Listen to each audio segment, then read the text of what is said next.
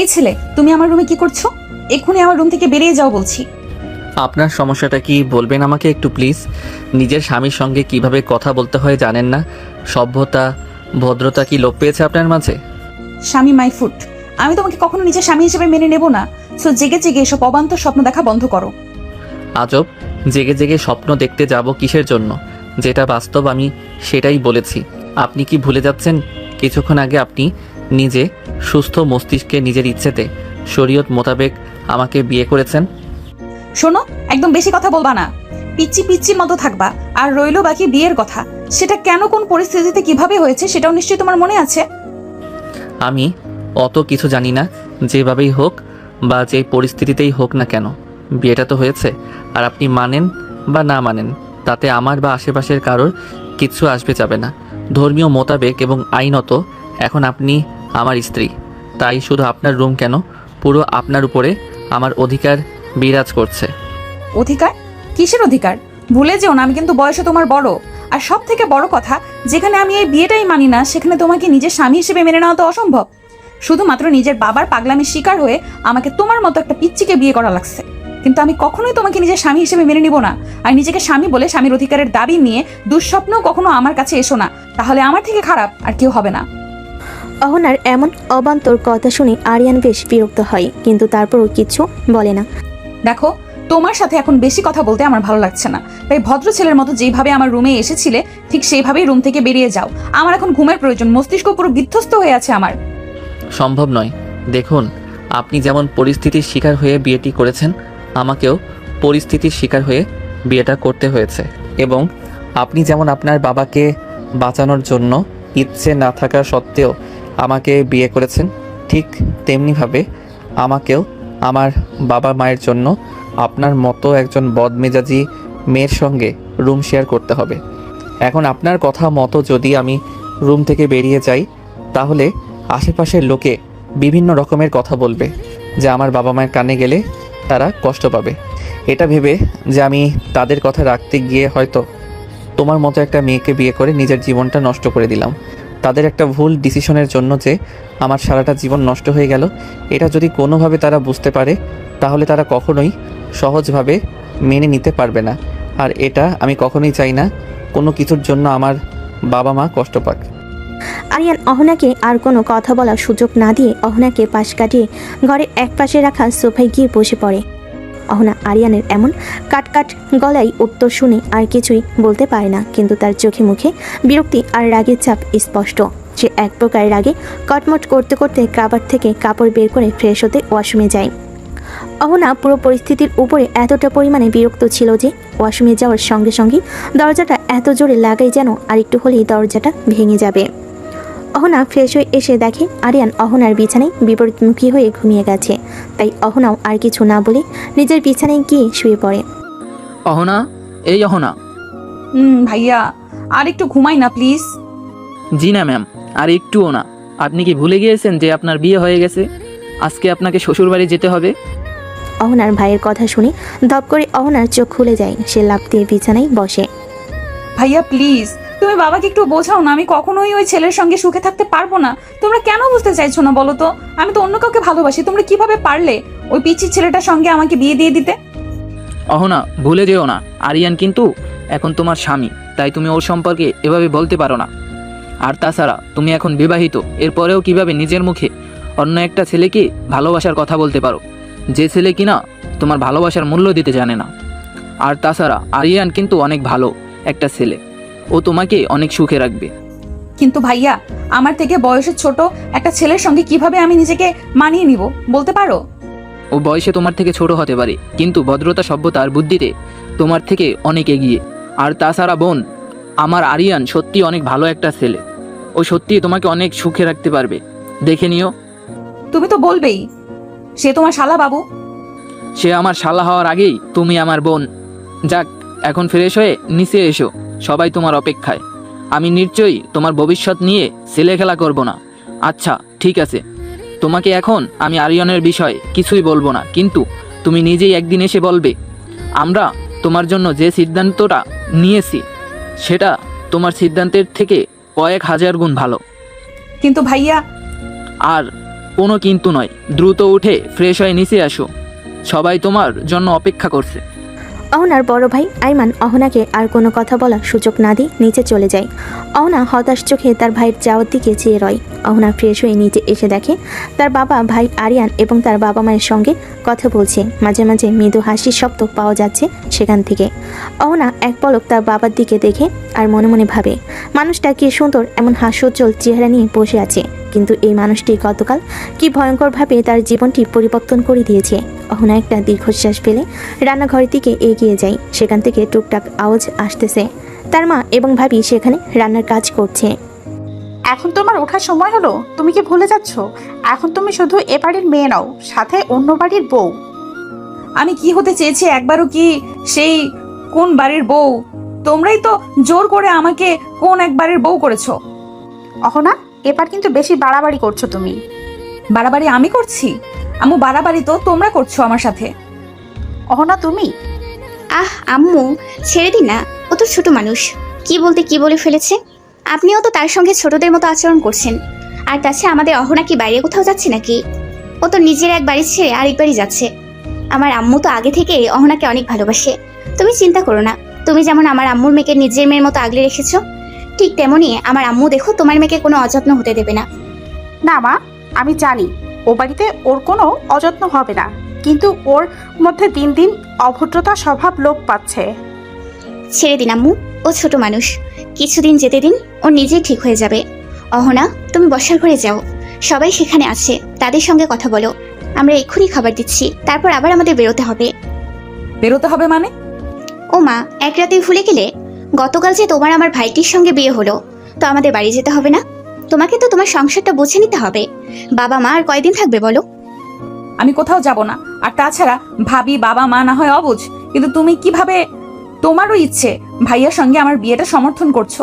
তুমি কি ভুলে যাচ্ছ তোমার ভাইয়া আমার কতটা জুনিয়র? আমি কিছুই ভুলি নাই অহনা। আরিয়ান যেমন আমার ভাই, তেমনি তুমিও আমার বোন। তাই তখন সেই পরিস্থিতিতে আমাদের যা ঠিক মনে হয়েছে আমরা সেটাই করেছি। এখন হয়তো তুমি বুঝতে পারছো না, কিন্তু যেদিন তুমি আমার ভাইটিকে বুঝবে এবং জানবে, সেদিন তুমি নিজে আমার ভাইটিকে সব থেকে ভালোবাসবে। কাল্পনিক ভাবনা।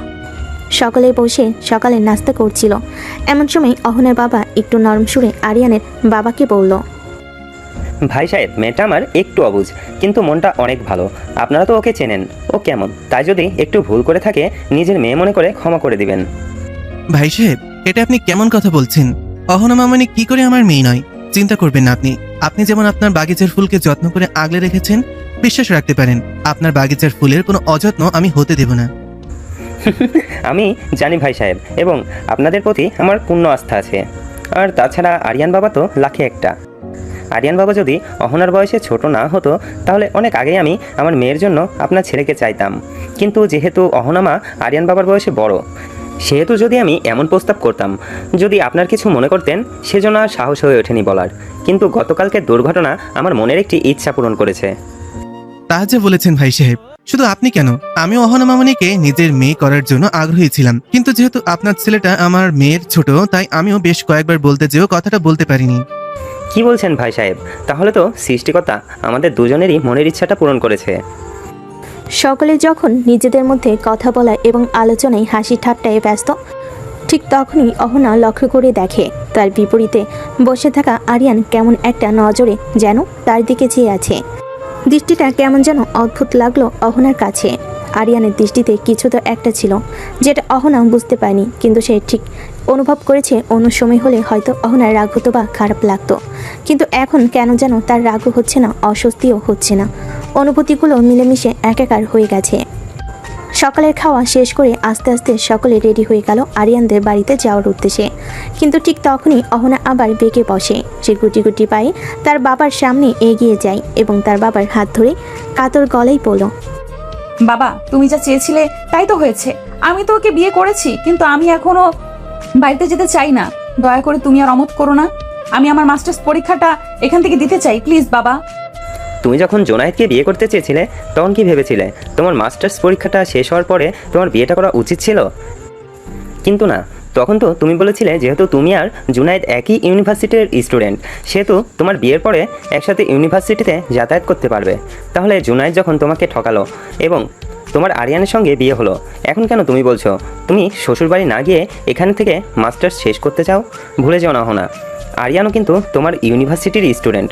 তাহলে তুমি সেখানে থেকে আরিয়ানের সাথে কেন ইউনিভার্সিটিতে যাতায়াত করতে পারবে না?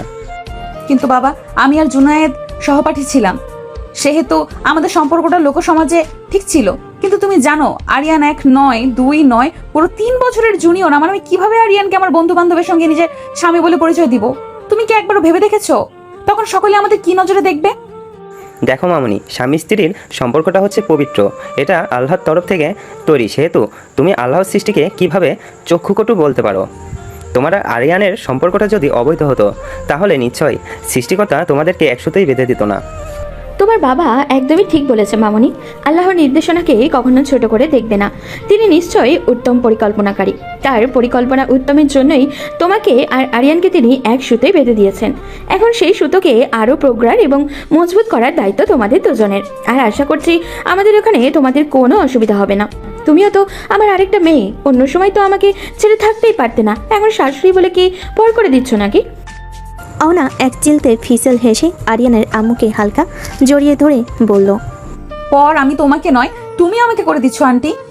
তুমি তো আমাকে কখনো তুমি সম্বোধন করনি, তাহলে আজ কেন করতেছো? আমি তোমার বৌমা হই বলে এই সম্পর্ক তোমাকে আমার থেকে আলাদা করে দিবে? সে সম্পর্ক ভার বইব কিভাবে বলো তো? কেউ কাউকে পর করিনি, এখন তো মনে হচ্ছে আমি সকলের পর হয়ে গেছি। মামির সম্পর্ক আরো গাঢ় হয়েছে। এদিকে যে বাবাও দাঁড়িয়েছে, বাবাকে সবাই ভুলে গেছে। মেয়ে, তুমি সকলকে নিজের করলে, তবে আমাকে কেন দূরে ঠেলে দিলে? তোমাকে তো আমার আগে পৃথিবীতে আমি আসতে বলিনি, তাহলে কেন তুমি এলে? আর এলেই যখন, তবে কেন তুমি আমার মনে জায়গা করে নিলে? যখন জায়গা করে নিলে তাহলে কেন এভাবে বিরহের ব্যথা দিচ্ছ বুকে? অহনার বাবা এবং আরিয়ানের বাবা দেশের নামকরা বিজনেসম্যানদের মধ্যে একজন। তাদের ব্যবসায়ী পণ্যের সক্ষতা সারা বিশ্বে ছড়িয়ে রয়েছে। দুজনে ব্যবসায়ী হওয়ায় তাদের মধ্যে খুব ভালো বন্ধুত্বের সম্পর্কের সাথে প্রতিদ্বন্দ্বিতাও ছিল বটে। মাঝে মাঝে দুজনে যখন কোনো বিজনেস মিটিংয়ে অ্যাটেন্ড করতেন, সেখান থেকে তাদের ভালো পরিচিতি বা নিজেদের মধ্যে ভালো সম্পর্ক। মাঝে মাঝে দুজনে যখন পরিবার নিয়ে কোনো ব্যবসায়ী পার্টি বা অনুষ্ঠানে যেতেন, সেখানে অহনার বড় ভাই আইমান এবং আরিয়ানের বড় বোন আরিয়ার পরিচয় হয়। পরিচয়ের পাশাপাশি তারা জানতে পারে তারা দুজন একই ইউনিভার্সিটির ভিন্ন 2 ডিপার্টমেন্টের স্টুডেন্ট। এজন্য নিজেদের মধ্যে পরিচয় না থাকলেও বাবার সূত্রে তাদের মধ্যে ভালো পরিচিতি গড়ে ওঠে এবং আস্তে আস্তে এই পরিচিতি এবং বন্ধুত্ব প্রেমের সম্পর্কে সূত্রপাত করে। 2 পরিবার এই বিষয়টি জানতে পারে এবং তখন তারা হাসি মুখে বিষয়টি মেনে নেয় এবং তাদের সম্মতিতেই দুজনে বিয়ে দেয়।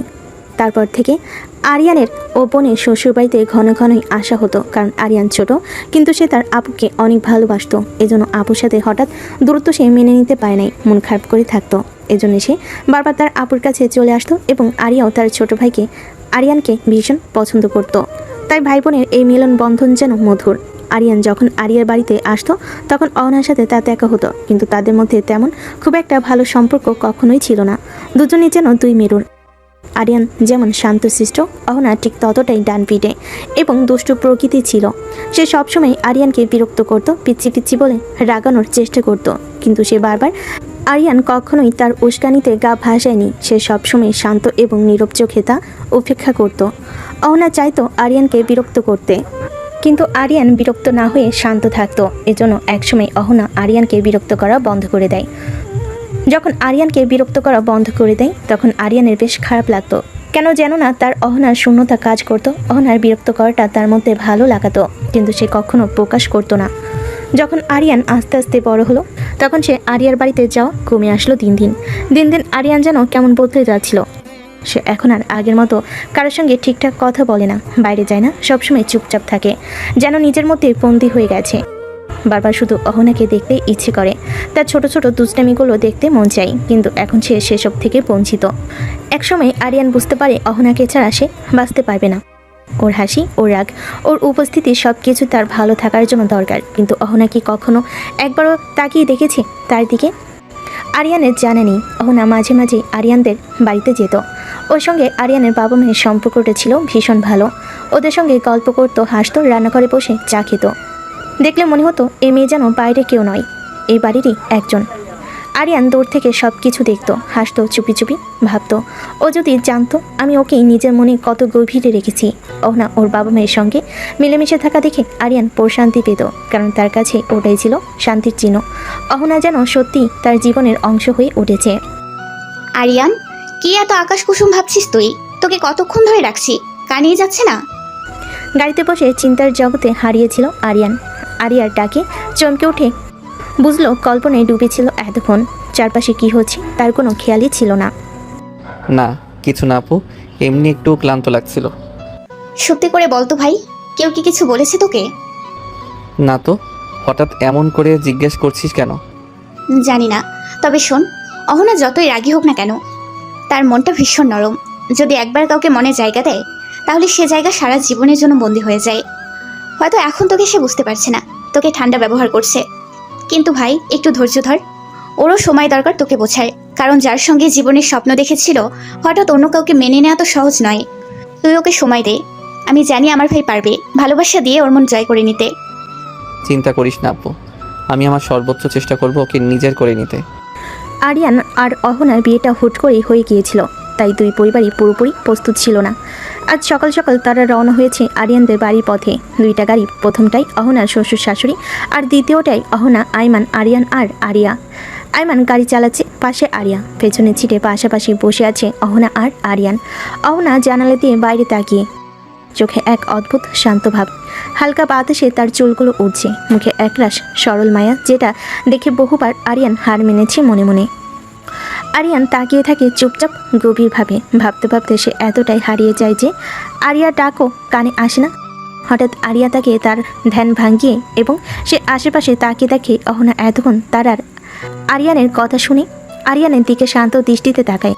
হঠাৎ অহনার এমন শামিত সরল দৃষ্টিতে আরিয়ান কিছুটা অবাক হয়। এরপরে পুরো রাস্তা আরিয়া এবং আইমান নিজেদের মধ্যে টুকটাক কথা বলেছে, কিন্তু আরিয়ান এবং অহনা একটি কথাও কেউ বলেনি। সকালে আরিয়ানদের বাসে আসার পর ভালোভাবে বাড়িতে গুছিয়ে আরিয়া এবং আইমান ফিরে আসে।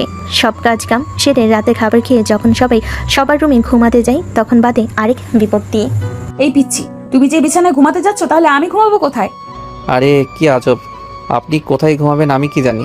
দেখো, আমি কখনো তোমার সঙ্গে বেড শেয়ার করতে পারবো না। দেখুন, আমি বিছানা ছাড়া ঘুমাতে পারি না, এই জন্য গত রাতে ঠিক মতো ঘুমাতে পারিনি, যার জন্য এখন পর্যন্ত মাথা ব্যথা করছে। গতকালকে ওটা আপনার বাড়ি ছিল জন্য কোনো সিন ক্রিয়েট করিনি, কিন্তু এটা আমার বাড়ি, আমার ঘর, তাই আমি নিশ্চয়ই আপনার জন্য আমি আমার ঘরের নিচে ঘুমাতে পারবো না বা সোফায় ঘুমাতে পারবো। তার মানে তুমি আমাকে বিছানায় ঘুমাতে দিবে না? যদি আপনার অসুবিধা হয় তাহলে আপনি সোফায় ঘুমাতে পারেন। আমি আবার কখন বললাম আপনাকে বিছানায় ঘুমাতে দেব না? আমি বলেছি আমি নিজে ঘুমাতে পারবো না, আর তাছাড়া আমার বেড অনেক বড়, আপনি চাইলে অন্য পাশে ঘুমাতে পারেন। কি করছো কি? তোমার মাথা ঠিক আছে? আমি তোমার সঙ্গে কখনোই বেড শেয়ার করতে পারবো না। তাহলে আপনি আপনার রাস্তা দেখতে পারেন ম্যাডাম। আরিয়ান কথা শেষ করে কমফোর্টার গায়ে জড়িয়ে আইস করে তার বিছানায় ঘুমিয়ে পড়ে।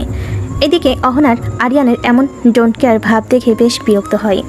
এরপর অহনা আর কোনো উপায় না পেয়ে আরিয়ানের পাশে ফাঁকা জায়গায় শুয়ে পড়ে। এটা লক্ষ্য করে আরিয়ান মুচকি হাসে আর মনে মনে বলে, চিন্তা করো না মেয়ে, ঠিক এইভাবেই আস্তে আস্তে তোমাকে নিজের আয়ত্তে নিয়ে আসবো। আর সেই দিন বেশি দূরে নেই, অনেক কষ্ট দিয়েছো আমাকে, নিজের থেকে দূরে রেখে অনেক জ্বালিয়েছো, আর নয় এই দূরত্ব আমি খুঁচিয়ে ছাড়বো, কথা দিলাম। এদিকে অহনা এক আকাশ সমান অস্বস্তি নিয়ে আরিয়ানের পাশে গুটিসুটি মেরে ঘুমিয়ে যায়। সকালবেলা যখন আরিয়ানের ঘুম ভাঙে, তখন সে পাশে লক্ষ্য করে দেখে অহনা তার পাশে নেই। এরপর সে খুব ভালো করে আশপাশটা লক্ষ্য করে, এরপর দেখে ঘরে কোথাও নেই অহনা। হঠাৎ অহনাকে নিজের পাশে না পেয়ে হক চুকিয়ে যায়। এরপর ওয়াশরুম থেকে পানির আওয়াজ আসলে সে বুঝতে পারে অহনা ওয়াশরুমে আছে। এরপর সে কিছুটা শান্ত হয়। এদিকে অহনা সবেমাত্র গোসল শেষ করে ভেজা চুলটা টাওয়াল দিয়ে পেঁচিয়ে নিতে নিতে বাইরে এসে ড্রেসিংয়ের সামনে দাঁড়াতেই সামনে ড্রেসিংয়ের আয়না দিয়ে তার ঠিক পেছনে লক্ষ্য করে দেখে আরিয়ান কেমন সন্ধিয়ান দৃষ্টিতে তার দিকে চেয়ে আছে। আরিয়ানের এমন চাহনি দেখে অহনা কিঞ্চিত ভুরকুচকে পিছন ফিরে আরিয়ানের দিকে তাকিয়ে অবাক ভঙ্গিমায় প্রশ্ন করে, এই পিচ্ছি, কি সমস্যা কি তোমার?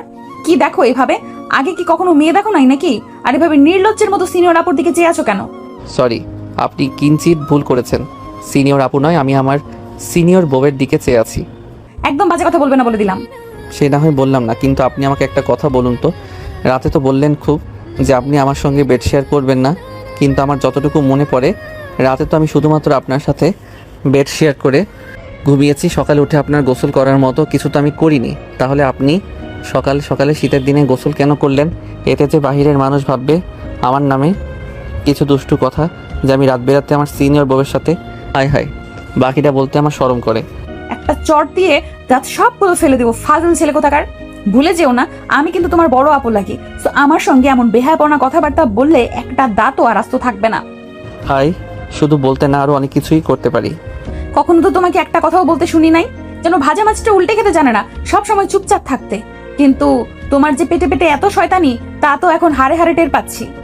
আগে ছিলেন সিনিয়র আপু, তাই ভদ্রতা দেখিয়েছি, কিন্তু এখন তো আপনি সিনিয়র বউ। এখন ভদ্রতা দেখালে জীবনে বাপ ডাক শুনতে পারবো না। সরি, এটা করতে পারবো না আমি। গুণীজনেরা বলেছেন জীবনে উন্নতি করতে হলে তাড়াতাড়ি বাপ ডাক শুনতে হইবে, বুঝিতে পারিয়াছেন? ছি করার কি ছিরি। অহনা আরিয়ানের এমন উদ্ভট কথা শুনে চোখ মুখ খিচে বন্ধ করে বিরক্ত প্রকাশ করে। কিন্তু আরিয়ান অহনার এই কুচকানো চেহারা দেখে থমকে যায় কিছু সময়ের জন্য। তার কল্পনা নারী, তার মনের রানী, তার সামনে এমন স্নিগ্ধ রূপে এই বিষয়টা যেন আরিয়ানকে এক বিশাল ঘোরে নিয়ে যাওয়ার জন্য যথেষ্ট। অহনার ভেজা চুল থেকে ঝরতে থাকা মুক্ত দানার মতো পানির ফোঁটা কপাল বেয়ে বুক বারবার নেমে আসছিল। সেখান থেকে নেমে তার গলা বেয়ে যত নিচে নামছিল, আরিয়ান আরও বেশি ঘরের মধ্যে চলে যাচ্ছিল। সে তার নিয়ন্ত্রণ হারিয়ে বিছানা থেকে উঠে দাঁড়ায় এবং আস্তে আস্তে অহনার দিকে এগিয়ে যেতে থাকে। কিন্তু অহনা এতটাই অন্যমনস্ক ছিল যে আরিয়ান যে তার দিকে ধেয়ে আসছে সে লক্ষ্য করেনি। যখন সে লক্ষ্য করলো তখন আরিয়ান অহনার কাছে চলে গিয়েছিল। অহনা যখনই আরিয়ানকে কিছু বলতে যাবে তার আগে আরিয়ান ঘটিয়ে ফেলে একটি অঘটন। হুট করে অহনার কোমর জড়িয়ে তাকে নিজের কাছে নিয়ে আসে এবং তার বাম হাত অহনার ডান গালে স্পর্শ করে। সাথে সাথে অহনা শিউরে ওঠে। সে কখনোই আরিয়ানের এতটা কাছে আসেনি এবং আরিয়ান এতটা কাছে চলে আসে সে কী করবে কিছু বুঝতে পারছিল না, বেশ অপ্রস্তুত হয়ে পড়ে। আর আরিয়ান অহনাকে কিছু বলার সুযোগ না দিয়েই অহনার ভেজা গলায় নিজের মুখ ডুবিয়ে নাক দিয়ে মুক্তদানার পানিটা শুষে শুষে নিতে থাকে। এবার অহনা নিজেকে সংযত করতে না পেরে আরিয়ানকে নিজে থেকে চালানোর জন্য বেশ খানিকটা জোরে ধাক্কা দিয়ে দেয় এবং আরিয়ান কিছু বুঝে ওঠার আগে সে অহনার ধাক্কার তাল সামলাতে না পেরে পড়ে যায় এবং আরিয়ান কিছু বুঝে ওঠার আগে সে অহনার দেওয়া ধাক্কাতে তাল সামলাতে না পেরে পড়ে যায় এবং তার বেডের কোণে গিয়ে পড়লে বেডের কোণার সঙ্গে তার কপালে লেগে খানিকটা কপাল কেটে যায় এবং তার ঘোর কেটে যায়। আরিয়ানের ঘোর কেটে যেতে সে বুঝতে পারে সে কি করতে যাচ্ছিল এবং সে অপরাধী ন্যায় মাথা নিচু করে যেন অহনাকে সরি বলতে যাবে অমনি অহনা সজোরে আরিয়ানের গালে জ্বর বসিয়ে দেয়। ছি, তোকে তো আমি ভালো ভাবতাম, কিন্তু তুই তো জঘন্য খারাপ রে। সুযোগ পেয়েছিস কিনা হামলে পড়েছিস। আমার এখন ভাবতে ঘেন্না হচ্ছে, বাবা কেমন করে পারলো তোর মতো একটা পশুর সঙ্গে আমাকে বিয়ে দিতে। ছি, আমার গা গোলাচ্ছে তোর সঙ্গে কথা বলতে। আরিয়ান এখনও অপরাধীর মতো দাঁড়িয়ে রয়েছে। সে আবারও সরি বলতে যাবে, তখনই অহনা তাকে আরেকবার ধাক্কা দিয়ে চোখের পানি মুছতে মুছতে বাইরের দিকে এক প্রকার দৌড়ে চলে যায়। আরিয়ান ফ্রেশ হয়ে একেবারে ইউনিভার্সিটি যাওয়ার জন্য রেডি হয়ে নিচে এসে দেখে অহনা বসে আছে এবং তার মা অহনার মাথায় হাত বুলিয়ে দিচ্ছে এবং তাকে খাইয়ে দিচ্ছে পরম যত্নে। আরিয়ান বেশ কিছু মুহূর্ত উপরে সেরকম থমকে দাঁড়িয়ে তার মা এবং বইয়ের খুনসুটি দেখছিল। এরপর সে আলতো পায়ে ধীরে ধীরে এগিয়ে আসে। আম্মু, ক্ষুধা লাগছে, দ্রুত খেতে দাও। আমাকে আবার ইউনিভার্সিটি যেতে হবে। আজকে অনেক ইম্পর্টেন্ট একটা ক্লাস আছে, কোনোভাবে সেটা মিস দেওয়া যাবে না। হ্যাঁ বাবা, তুই একটু বল, আমি এক্ষুনি তোকে খাবার দিচ্ছি। আরিয়ান একটি চেয়ার টেনে বসতে বসতে এক পলক অহনার দিকে তাকায়। অহনার দিকে দেখে সে এখনও নিচের দিকে তাকিয়ে আছে, একবারও আরিয়ানের দিকে তাকাচ্ছে না পর্যন্ত। আরিয়ান যে একটা মানুষ তার পাশে বসেছে এবং তাকে পর্যবেক্ষণ করছে, সেদিকে অহনার কোনো নজরই নেই। এই নে বাবা, তোর সকালের খাবার। আম্মু, তুমি জানো না তোমার হাতের খাবার না খেলে আমার খাওয়া শেষ হয় না। বাড়িতে নতুন একজন আসতে না আসতেই তুমি আমাকে ভুলে গেছো, আমাকে পর করে দিচ্ছ। দেখো ছেলের কাণ্ড, তোকে তো রোজই খাইয়ে দিই, কিন্তু মেয়েটা তো এখানে নতুন, আমি তো ওরও মা, তাই না? তাই তো এখন সে কি না খেয়ে থাকবে? আমি আবার কখন বললাম না খেয়ে থাকার কথা? আমি শুধু বললাম আমাকে খাইয়ে দাও, আমাকে যেতে হবে। যদি তোমার সময় না থাকে বলো, আমি না খেয়ে চলে যাচ্ছি, বাইরে কিছু খেয়ে নিব। আরিয়ান, এবার কিন্তু তুমি একটু বেশি বেশি বলছো। আচ্ছা ঠিক আছে, তোমার নিজেদের মধ্যে তর্ক বিতর্ক করে নাও। আরিয়ান বাবা তো এদিকে আয় তো, আজকে আমি আমার ছেলে মেয়ে দুজনকেই নিজের হাতে খাইয়ে দেবো একসাথে। দেখি এদিকে আয় দ্রুত, তোদেরও তো আবার দুজনকে ইউনিভার্সিটিতে যেতে হবে। আরিয়ান, তুমি আজকে অহনা মামনিকে ইউনিভার্সিটিতে নিয়ে যাবে এবং ক্লাস শেষ হলে ওকে সহি সালামতে বাড়িতে নিয়ে আসার দায়িত্ব তোমার। ঠিক আছে আব্বু। আঙ্কেল আমি বলছিলাম কি, এখান থেকে তো ইউনিভার্সিটি বেশি দূর না, আমি একাই যেতে পারবো, ওকে আর কষ্ট করতে হবে না। এখানে কষ্টের কি আছে মামনি? তুমি ওর বউ, এটা ওর দায়িত্ব। আর আমি আমার সন্তানকে কখনো নিজের দায়িত্ব থেকে পালিয়ে বেড়াতে শেখাইনি। আরে আমি তোমাকে নিয়ে যাব, সে গিয়ে নিয়ে আসবে। আর তোমার কাছে আমার অভিযোগ আছে আম্মু। কি অভিযোগ আঙ্কেল? আমি ঠিক বুঝলাম না। এই যে তখন থেকে তুমি দেখছি আমাদেরকে আঙ্কেল আন্টি বলে যাচ্ছ। আমরা কি তোমার খুব পছন্দ করেছি মা? আমরা কি তোমার বাবা মায়ের মতন দেখভাল করতে পারছি না? আমাদের কি বাবা মা বলে ডাকা যায় না? এইভাবে বলছো কেন তুমি? আচ্ছা ঠিক আছে, এখন থেকে আমি তোমাদেরকে আব্বু আম্মু বলে ডাকবো, ঠিক আছে? আর অভিমান করতে হবে না। আরিয়ানের মা আরিয়ান এবং অহনাকে পরম যত্নে খাইয়ে দিচ্ছিল। আরিয়ান খাচ্ছিল এবং একটু পরপর আর চোখে অহনাকে লক্ষ্য করছিল এবং ভাবছিল, কোন ধাতু দিয়ে তৈরি করা এই মেয়েটা? ঘরে একরকম ব্যবহার, বাইরে আরেক রকম ব্যবহার। এ মানুষ নাকি গিরগিটি? দেখতে না দেখতে চোখের পলকে রং বদলাতে শুরু করে দেয়। আল্লাহ, আমার কপালে যে কি আছে তুমি ভালো জানো। আরিয়ান এবং অহনার খাওয়া শেষ হলে আরিয়ান বাইরে গিয়ে বাইক নিয়ে অহনার জন্য অপেক্ষা করতে থাকে। তাকে নিয়ে ভার্সিটিতে যাবে, কিন্তু মিনিট কয়েক পরে অহনা নিচে আসলো ঠিকই, কিন্তু আরিয়ানের বাইকে না চড়ে সামনে একটা রিক্সা ডাক দেয়। এতে আরিয়ান ভুরকুচকে তার দিকে তাকায় এবং অহনা পুরোপুরি আরিয়ানকে উপেক্ষা করে যে না রিক্সায় উঠতে যাবে, অমনি আরিয়ান অহনার হাত ধরে ফেলে এবং সাথে সাথেই অহনা নিজের হাতটা ঝাটকা মেরে ছাড়িয়ে নেয়। কি করছেনটা কি আপনি? আব্বু কি বললো শুনতে পান নাই? আপনি রিক্সা কেন নিচ্ছেন? দুজনে তো একই ইউনিভার্সিটিতে যাব, তাহলে একসাথে কি সমস্যা যেতে? আমি কখনোই তোর মতো একটা ছোট মানসিকতার মানুষের সঙ্গে যেতে পারবো না। কে বলতে পারে ইউনিভার্সিটিতে নিয়ে যাওয়ার নাম করে আবার উল্টাপাল্টা কোথাও নিয়ে গেলি আমার কোনো ক্ষতি করার জন্য? তোকে দিয়ে বিশ্বাস আছে? আরিয়ান এবার অহনার কথায় বেশ কষ্ট পায়, কিন্তু সে তা মুখে প্রকাশ করে না।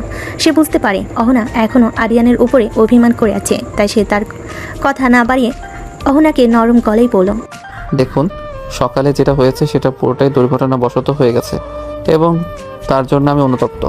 আমি আপনার কাছে ক্ষমা চাইছি, প্লিজ আমাকে ক্ষমা করে দিন। দুর্ঘটনা? কোনটা দুর্ঘটনার কথা বলছিস তুই? দেখুন, কখন কি কিভাবে কেন হয়েছে সেটা এখন বোঝার মতো পরিস্থিতিতে আপনি নেই এবং আমি আপনাকে বোঝানো আপনি সেটা বুঝবেন না, তাই আমি আপনাকে জোর করব না। শুধু এইটুকুই বলবো, যা হয়েছে সেটা সত্যি আমি উদ্দেশ্যপ্রবণ হয়ে করিনি, ভুলবশত হয়ে গেছে। তার জন্য আমি ভীষণ দুঃখিত এবং আমি আপনাকে কথা দিচ্ছি এমন ভুল আর দ্বিতীয়বার হবে না। তোকে বিশ্বাস করবো কিভাবে? কিছুই করার নেই, আপনাকে বিশ্বাস করতে হবে। এরপর অনেক বুঝিয়ে আরিয়ান অহনাকে নিয়ে ইউনিভার্সিটিতে যায়। তারা যখন ইউনিভার্সিটির গেট দিয়ে প্রবেশ করছিল তখন সবাই কেমন যেন অদ্ভুত দৃষ্টিতে তাদের দিকে তাকিয়েছিল। বিষয়টা অহনা লক্ষ্য করে, বেশ অপ্রস্তুত এবং বিব্রত হয়। আরিয়ানের এতে কোনো মাথা ব্যথা নেই, সে তো তার প্রেয়সীকে নিয়ে এসেছে এবং এতে লোকে কে কী ভাবলো তাতে তার কিছু যায় আসে না। এরপর আরিয়ান অহনাকে অহনার ডিপার্টমেন্টের কাছে নামিয়ে দিয়ে অহনাকে ছুটির পরে তার জন্য অপেক্ষা করতে বলে সে তার ডিপার্টমেন্টের দিকে চলে যায়। এদিকে আরিয়ানকে নিয়ে ইউনিভার্সিটিতে প্রবেশ করতে দেখে আরিয়ানের বন্ধুমহল বেশ অবাক এবং সন্দিহান নজরে তার দিকে তাকিয়েছিল। আরিয়ান যখন দেয়ার ইজে গাড়ি পার্ক করে তার বন্ধু মহলের দিকে এগিয়ে আসছিল, তখন তারা খুব উৎসাহ নিয়ে বলে উঠল, কি মামা, কি চলছে এসব? হ্যাঁ, রহস্যের গন্ধ পাচ্ছি যে। আরে না মামা, কি যে বলিস না, তোরা চলবো কেন রে? দৌড়াচ্ছে তো যে। আরিয়ান কথাগুলো মজা ছলে বলল। আরিয়ানের প্রিয় বন্ধু ইমন এখনও প্রচুর সন্দেহ নিয়ে আরিয়ানের দিকে তাকিয়ে আছে। এরপর তারা নিজেদের ক্লাসের দিকে অগ্রসর হয়, কারণ দূর থেকে তারা তাদের লেকচারালকে আসতে দেখছিল তাদের ক্লাসের দিকে। এদিকে অহনাকে যখন আরিয়ান নামিয়ে দিয়ে যায় তখন তার বন্ধু বান্ধবীরা দেখে এগিয়ে আসে এবং তাকে প্রশ্ন করে, কিরে অহনা, এতদিন কোথায় গিয়েছিলে? আরে হিরোটা কে, যেমন ড্রেসিং একটা পার্সোনালিটি নিয়ে তোকে নিয়ে এলো? সামথিং তাই না? কি চলছে কি তাই বল। আর জুনায়েদ ভাইয়া কই, সে কি দেখেছে তুই অন্য এক ছেলের সঙ্গে এত ক্লোজলি বসে ইউনিভার্সিটি আসছিস? অহনা প্রথম থেকে স্বাভাবিক থাকলেও পরবর্তীতে যখন সকলে তার সামনে হুট করে জুনায়েদের প্রশ্ন করে তখন তার মুখের রং পরিবর্তন হয় এবং সে মুখে বেশ বিরক্ত এবং রাগ নিয়ে বলে, তোদেরকে এইসব আজাইরা কথাবার্তা ছাড়া আর কোনো কথা থাকে না? কাজ কাম নাই নাকি? আর তাছাড়া আমি কাউকে নিজের গতি সম্পর্কে কোনো প্রকার জবাবদিহি করতে প্রস্তুত না। এখন সকলে চল ক্লাসের দিকে, স্যার আসছে। আর অপরদিকে অহনার কথায় সকলে বেশ অবাক হয় যে আগে নাকি রাত দিন জুনায়েদ করতে করতে নিজের সকলের কানে পোকা নাড়িয়ে দিত, সেই অহনা আজকে জুনায়েদের কথা শুনে বিরক্ত হচ্ছে। রাতারাতিতেই এমন পরিবর্তন কি করে হয় একটা মানুষের? সকলে এটাতে খুবই চিন্তিত হয়ে যায়। সকলকে এমন ভাবার মতো চিন্তা করতে দেখে সকলের মনোভাব এবং চিন্তা পরিবর্তনের জন্য সকলকে এক প্রকার জোর করে টেনে ক্লাসের দিকে নিয়ে যায়। খুব ভালোভাবে অহনা এবং আরিয়ান তাদের ক্লাসগুলো শেষ করে বের হয়ে মাঠের দিকে আসে, বাড়ি ফেরার আগে শেষবারের মতো বন্ধুরা আলোচনার জন্য। আরিয়ান যখন তার বন্ধুদের সঙ্গে আলোচনা শেষে চলে আসছিল, তখন আরিয়ানের প্রিয় বন্ধু ইমন আরিয়ানকে পিছন থেকে ডেকে বলে, কিরে শালা, তুই না বলতি তুই অহনা আপুকে ভালোবাসিস, কিন্তু অহনা আপু এটা জানে না এবং তুই তাকে জানাতে চাইতি না। এই জন্যই যে যদি তুই তাকে তোর মনের কথা বলিস, সে যদি তোকে প্রত্যাখ্যান করে, এই কষ্টটা তুই মেনে নিতে পারবি তো? কারণ অহনা আপু সিনিয়র জুনিয়র রিলেশনশিপটা ঠিক পছন্দ করে না। তাহলে আজ হঠাৎ এমন রাতারাতি কি বশীকরণ করলি যে একেবারে রিলেশনশিপ না তোকে জড়িয়ে বাইকের পেছনে বসে তোর সাথে ইউনিভার্সিটিতে আসলো? ম্যাজিক বন্ধু ম্যাজিক, তোমরা তাহা বুঝিবে না। এই ম্যাজিশিয়ান আরিয়ানের কামাল। ঢং বাদ দিয়ে বল কাহিনীকে। চলো ক্যান্টিনের দিকে যাই, সারাদিন ক্লাস করে ক্ষুধা লেগেছে। আগে কিছু খাই, তারপরে তোকে বলবো রহস্যের কথা। সে না হয়ে যাওয়া যাবে, আগে বল তোর রহস্যের মূল কি? বন্ধু, আমি তো বিয়ে করে ফেলছি। চুপ কর, ঢং বাদ দিয়ে বল আসল কাহিনী। ঢং না দোস্ত, সত্যি বলছি আমি বিয়ে করেছি। কি বলিস শালা, দাওয়াত না দিয়ে বিয়ে করবি? আর কাকে বিয়ে করলে? আর সব থেকে বড় কথা, তুই যদি বিয়ে করে থাকিস তাহলে অহনা আপু তোর সাথে কি করে, এটা কি তোর বউ জানে? তো শালা, বউ না জানলে বউকে নিয়ে আসলাম কিভাবে ইউনিভার্সিটিতে? তুই কি বলতে যাচ্ছিসটা কি? সব কিছু আমার মাথার ওপর দিয়ে যাচ্ছে। এত রহস্য না রেখে কি করে, কবে বিয়ে করেছিস, কাকে বিয়ে করেছিস? গত শুক্রবারে আল্লাহর রহমতে অহনা আপুর সাথে আমার বিয়েটা সম্পন্ন হয়েছে আইনিভাবে এবং শরীয়ত মোতাবেক, এবং এখন শুধু আমার হৃদয়ের রানী নয়, আমার ঘরের রানী। তোর মাথা ঠিক আছে? কি বলছিসটা কি তুই? তুই নাকি কিছুদিন আগে বললি অহনা আপু জুনায়েদ ভাইকে ভালোবাসে, তাকে বিয়ে করার জন্য বাড়িতে বলেছেন, এবং গত শুক্রবারে না জুনায়েদ ভাই এবং অহনা আপুর বিয়ে ছিল, আর তুই সেই জন্য দেবদাস হয়ে ঘুরে বেড়ালি। তাহলে হঠাৎ করে কেমন হলো যার জন্য সরাসরি তোর সাথে বিয়ে হয়ে গেল? তাহলে আপুর কেমন জাদু করেছিলি যে সে জুনায়েদ ভাইকে রেখে তোকে বিয়ে করলো? আরে আর বলিস না, জুনায়েদ ভাই তো ছিল এক নম্বরে একটা প্লে বয়, সেটা অহনা বুঝতে পারেনি এবং তার ফাঁদে পা দিয়েছে। সে অহনার সঙ্গে ভালোবাসার অভিনয় করেছিল এবং অবুঝ অহনা সেটা বুঝতে পারে না।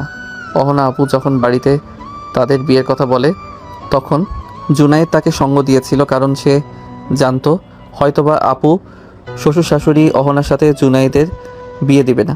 তখন সে কিছু ইমোশনাল ডায়লগ দিয়ে আবার অহনা আপুর কাছে নিজের সিম্প্যাথি বজায় রাখবে। কিন্তু ঘটনাটা যখন ঘটে গেল, উল্টো আপু শ্বশুর শাশুড়ি যখন নিজের মেয়ের ভালো এবং ভালোবাসার কথা ভেবে জুনায়েদকে মেনে নিয়ে তার সঙ্গে বিয়ের ব্যবস্থা করলো, তখন জুনায়েদের মাথায় বাজ পড়ে।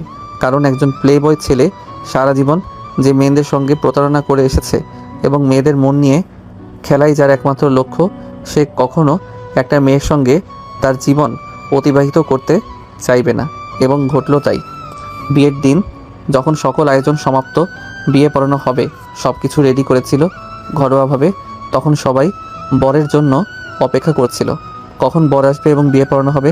এইভাবে কয়েক ঘন্টা অতিবাহিত হওয়ার পরে যখন আপুর শ্বশুর শাশুড়ি অহনাকে বলে যে কোথায় জুনায়েদ এবং তার পরিবারকে ফোন দাও, তখন অহনা বারবার জুনায়েদকে ফোন দিতে থাকে, কিন্তু জুনায়েদ একটা ফোনও রিসিভ করে না, বারবার জুনায়েদের ফোন বন্ধ দেখায়। এতে অহনা বেশ চিন্তিত হয়ে পড়ে এবং জুনায়েদের বেশ কয়েকজন বন্ধুর কাছে ফোন দিয়ে জানতে পারে জুনায়েদ নাকি তাদেরকে জানায়নি আজকে এবং তার বিয়ের আয়োজন করা হয়েছে। অহনা যখন কুলকিনারা না পেয়ে জুনায়েদের পরিবারকে ফোন করে, তখন তার পরিবার জানায় জুনায়েদ নাকি তাদেরকে স্পষ্ট জানিয়ে দিয়েছে সে এই বিয়ে করতে পারবে না, সে আপনাকে বিয়ে করতে চায় না, তাই সে দেশের বাইরে চলে গিয়েছে। অহনা জুনায়েদের পরিবার কথা শুনে পুরো ভেঙে পড়ে।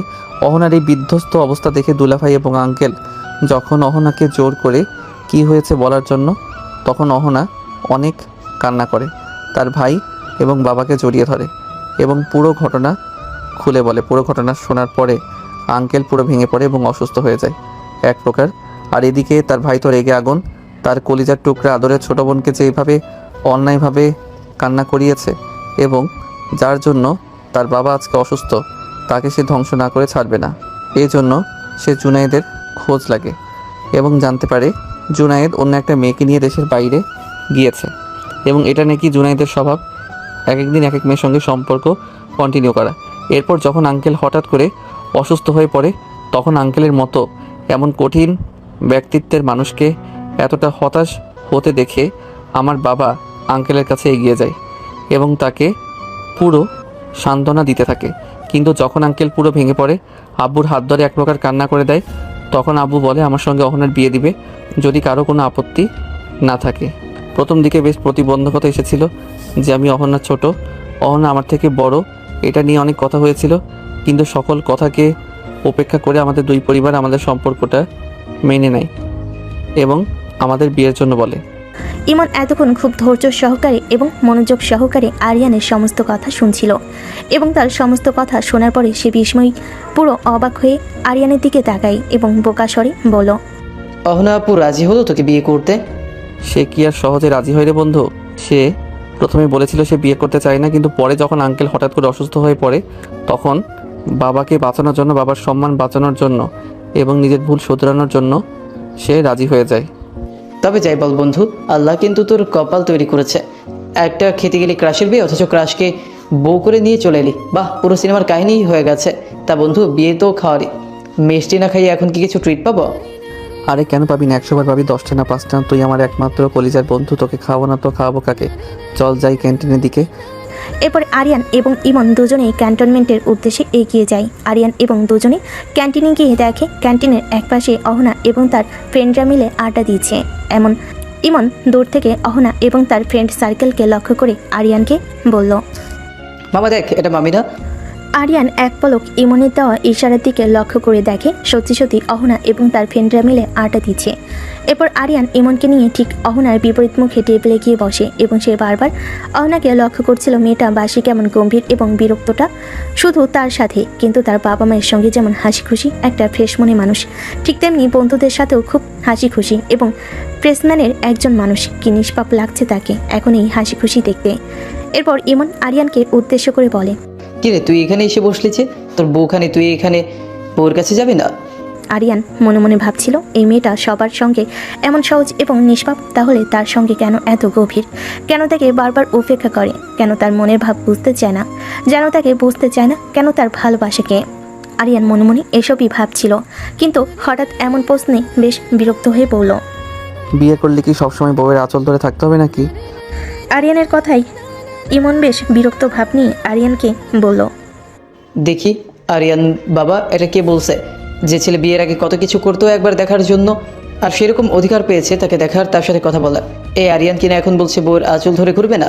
আমি জেগে থেকে স্বপ্ন দেখছি না তো? এসব বলে ইমন ঢং করে নিজের হাতে চিমটি কাটার ভান করে বলল, আমি স্বপ্ন দেখছি না, এটা সত্যি আমি। আর কি হয়েছে বাবা তোমার?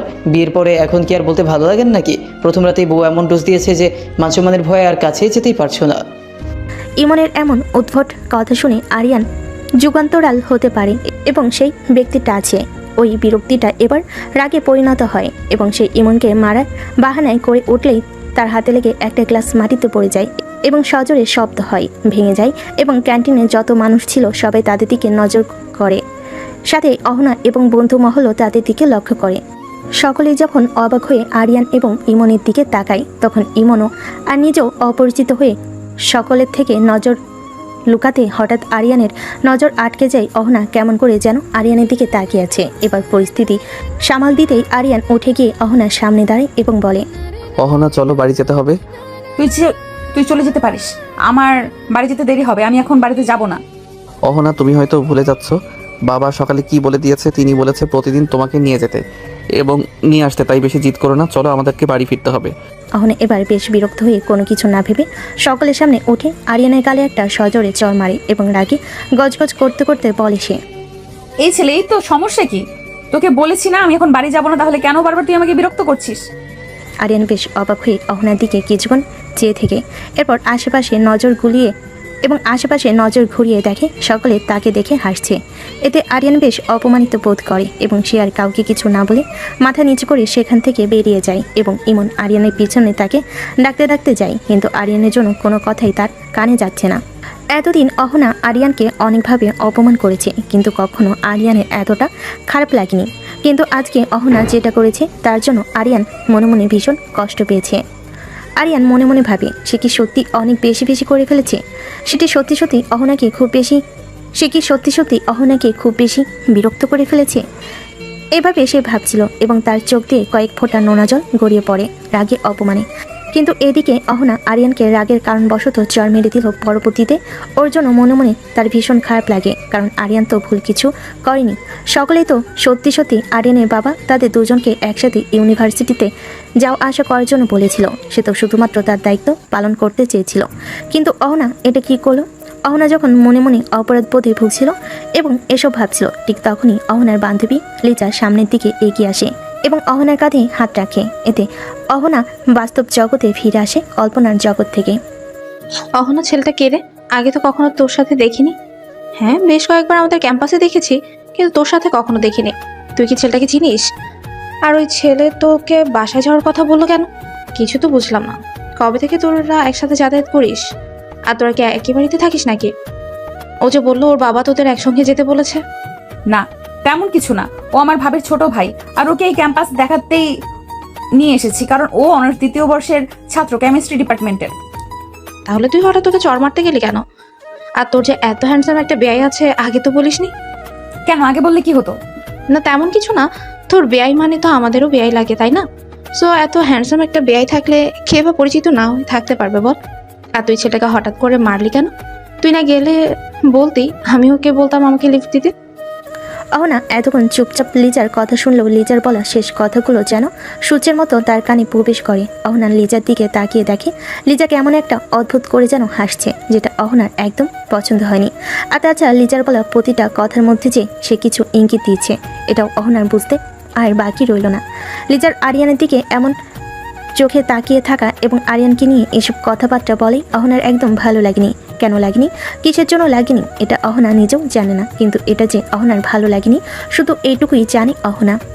আরিয়ানের দিকে অন্য মেয়েরা কেন এমন চোখে তাকাবে, তাকে নিয়ে কেনই বা এমন কথা বলবে?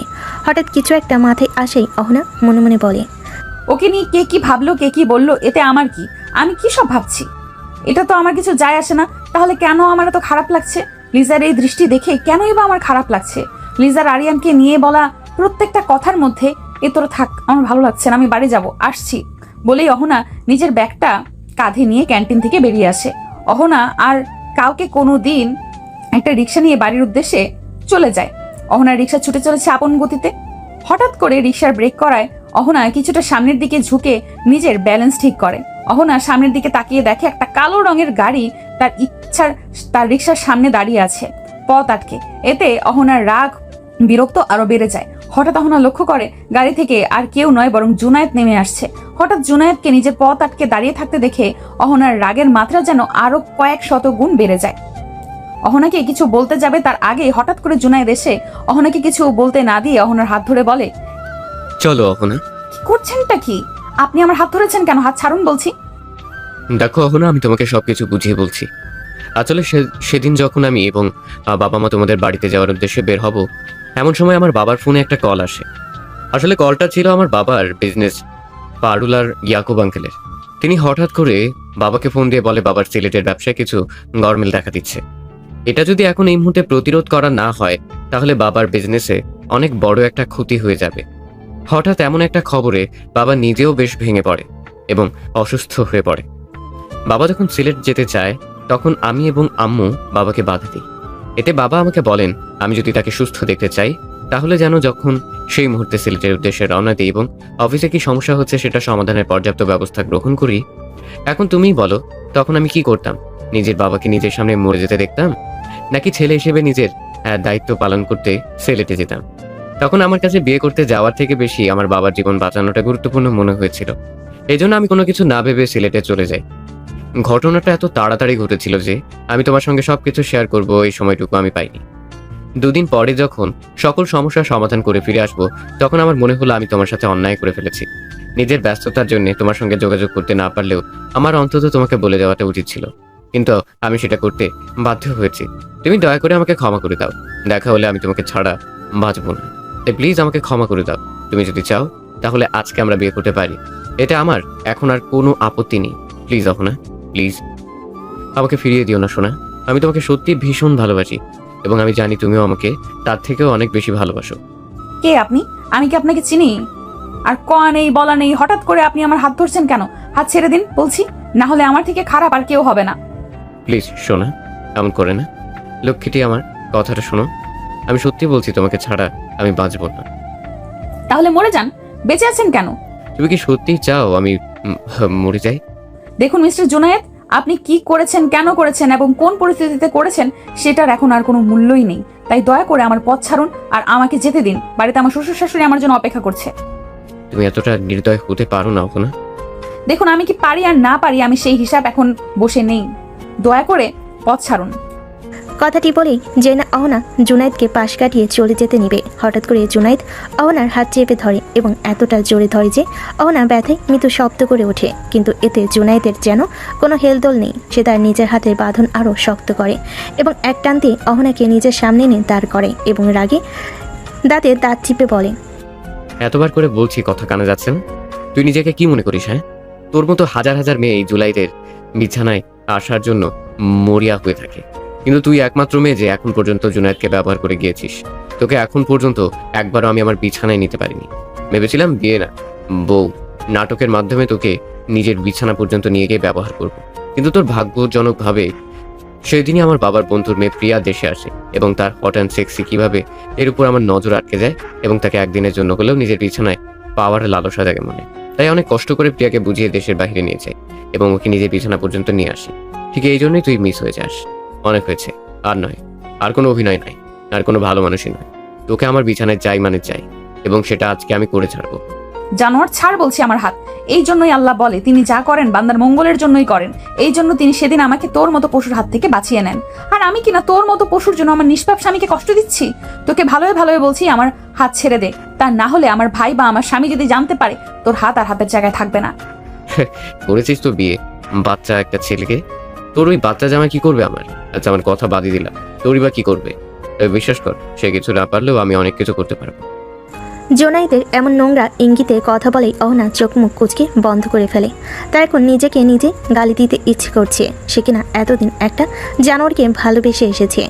তার এখন নিজের প্রতি নিজের ঘেন্না হচ্ছে। যে না অহনা জোনায়েদকে কিছু বলতে যাবে, হঠাৎ করে এসে অনুভব করে তার হাতে জোনায়েদের হাতের বাঁধন আস্তে আস্তে হালকা হচ্ছে। সাথে সাথে যে চোখ খুলে সামনে চেয়ে দেখে আরিয়ান খুব শক্ত করে জোনায়েদের হাত ধরে রেখেছে। এত জোরে ধরেছে যে জোনায়েদ ব্যথায় কুকিয়ে উঠল। হঠাৎ অহনা লক্ষ্য করে দেখল আরিয়ানের চোখ মুখ লাল হয়ে আছে, যেন জ্বলন্ত আগ্নেয় লাভা। আরিয়ান খুব শক্ত করে জোনায়েদের হাত মুচকে পিছনে ধরে, দাঁতে দাঁত চেপে বলে, কুত্তার বাচ্চা, তোর এত বড় সাহস! তুই আমার বউকে বাজে ভাষা এবং বাজে ইঙ্গিতে কথা বলিস। তোর সেই কলিজা আমি টান দিয়ে ছিঁড়ে ফেলবো, যে কলিজা এত বড় সাহস দেখিয়েছে। আরিয়ান, ছেড়ে দে বলছি, ভালো হবে না কিন্তু। আমার বাবা যদি একবার জানতে পারে তুই আমার শরীরে আঘাত করেছিস, তোর বংশ পুরো নির্বংশ করে দিবে আমার বাবা। তোর বাবা আমার বংশকে নির্বংশ করব, আগে নিজের বংশধরকে আমার হাত থেকে বাঁচিয়ে নে। তোর এত বড় সাহস, তুই আমার স্ত্রীকে খারাপ কথা বলিস। আমার স্ত্রীকে স্পর্শ করা দুঃসাহস ব্যাপার। আজকে তোর জীবনের অন্তিম দিন। এই কথা বলে আরিয়ান এলো পাথারে মারতে থাকে জুনায়েদকে। নাকে মুখে এত ঘুষি মারে এবং পেটে পিঠে একের পর এক লাথি দিতে থাকে। আরিয়ান যে এত হিংস্র হতে পারে সেটা অহনা আজ দেখতে পেল। আরিয়ানকে দেখতে আজকে ভীষণ হিংস্র মনে হচ্ছে অহনার কাছে।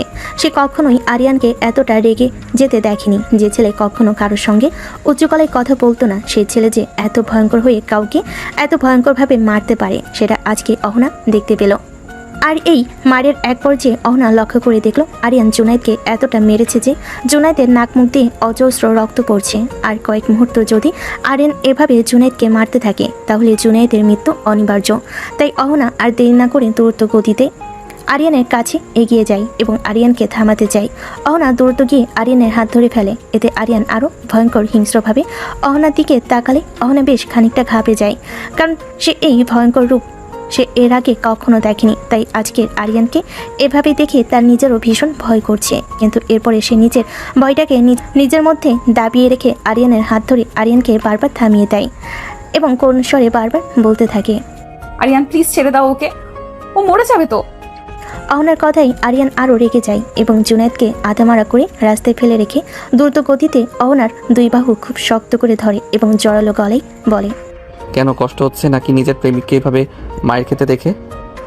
আরিয়ান, ব্যথা লাগছে আমার।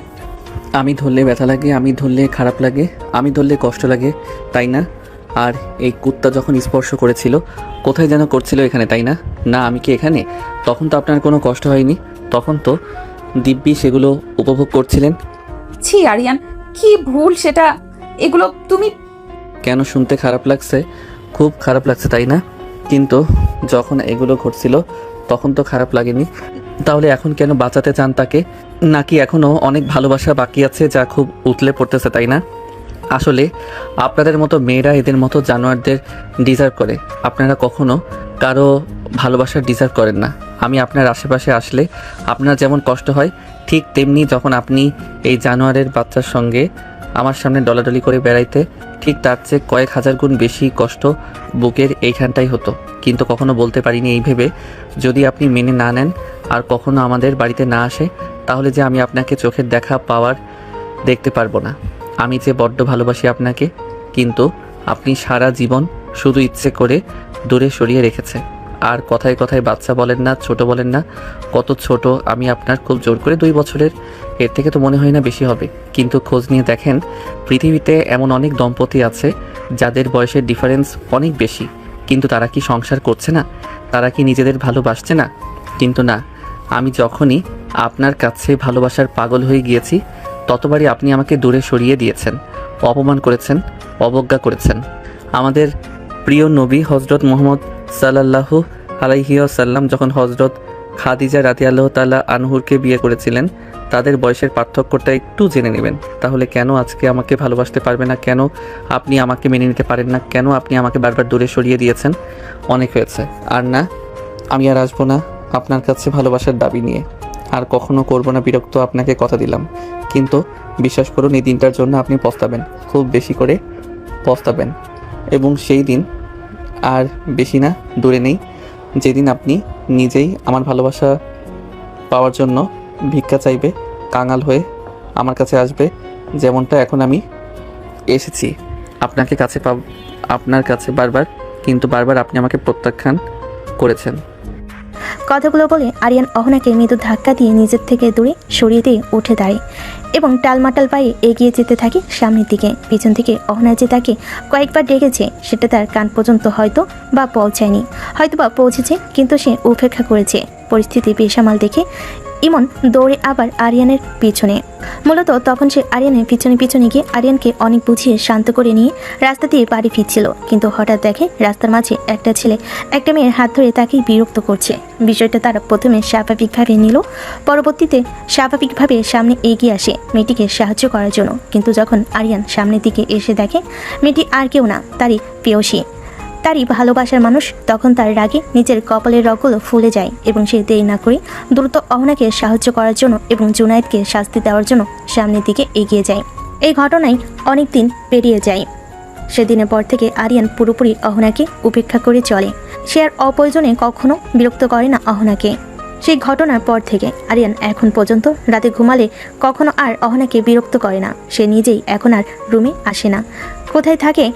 কোথায় থাকে অহনা নিজেও জানে না। সে কয়েকবার খোঁজ নেওয়ার চেষ্টা করেছে, কিন্তু জানতে পারেনি এখন আরিয়ান কোথায় থাকে।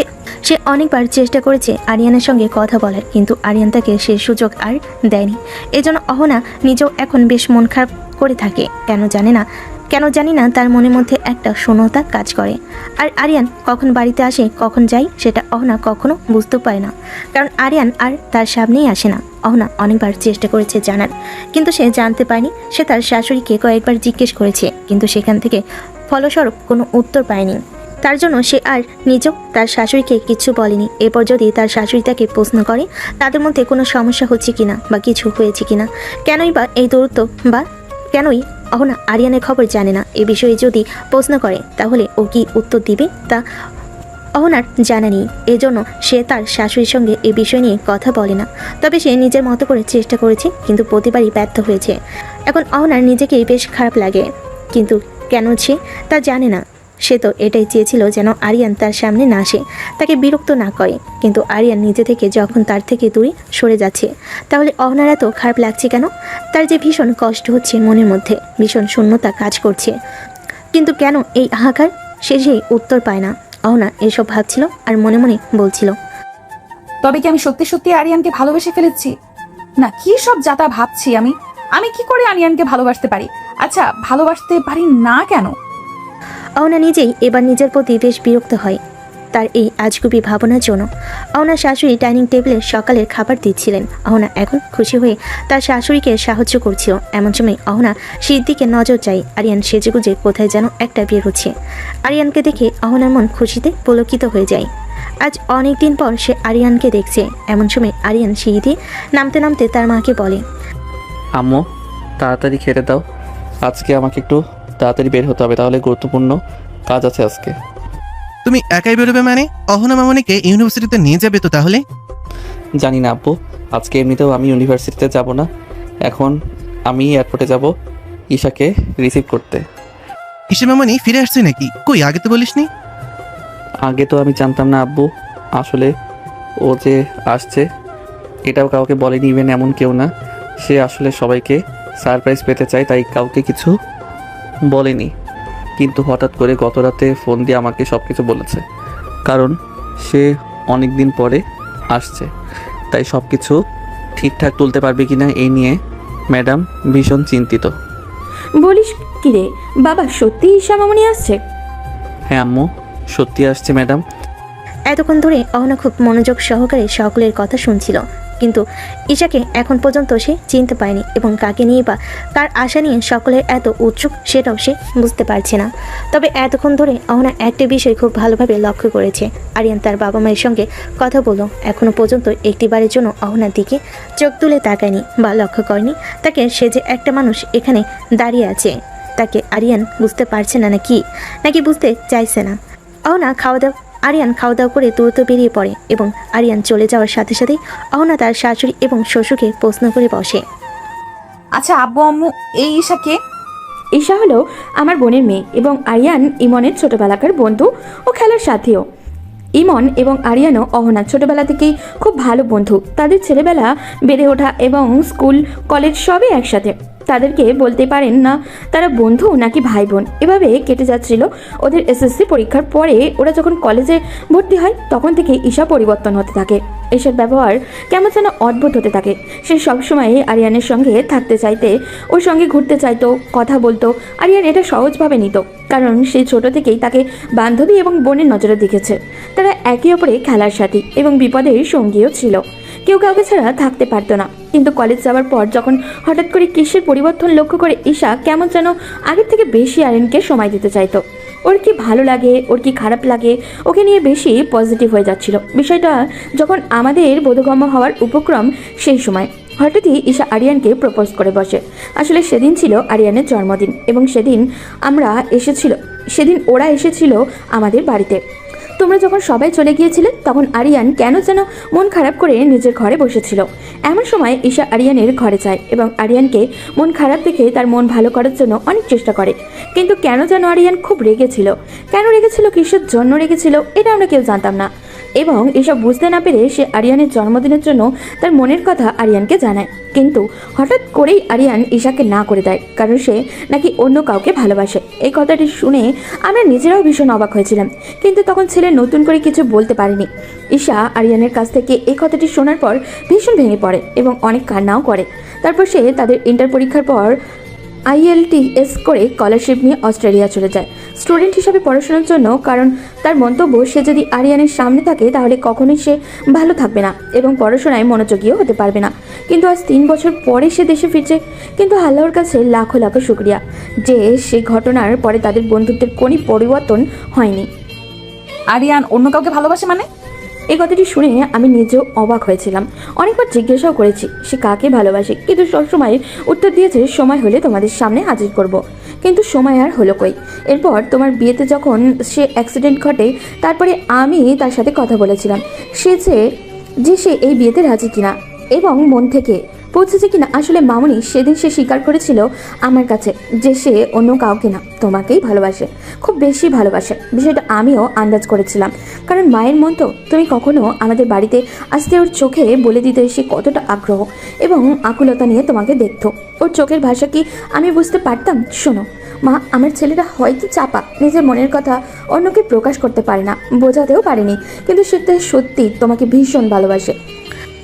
আরিয়ানের মা অহনার সঙ্গে কথা বলা শেষ করে অহনার মাথায় হাত বুলিয়ে দিয়ে সব কিছু গুছিয়ে আবার রান্নাঘরের দিকে চলে যায়।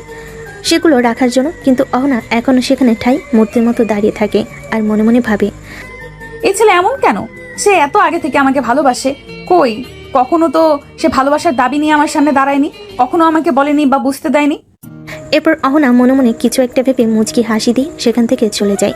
বেশ কিছুক্ষণ পরে সকাল থেকে দুপুর হয়ে যায়। এমন সময় আরিয়ানা একটা মেয়েকে নিয়ে বাড়িতে ফিরে আসে। মেয়েটা দেখতে অনেক স্মার্ট এবং সুন্দরীও বটে। মেয়েটি এসে আরিয়ানের বাবা মাকে সালাম দেয়। আসসালামু আলাইকুম আন্টি, কেমন আছো তুমি? ওয়ালাইকুম আসসালাম। কেমন আছে? সেই খবর নেওয়ার মতো সময় কি মানুষের আছে? তারা কত ব্যস্ত। কি যে বলো না আন্টি, তোমাদের কথা আমার সবসময় মনে পড়ে, তো সব থেকে বেশি গাধাটার কথা, কিন্তু তোমাদের আর বিরক্ত করতে চাইনি। বিরক্ত?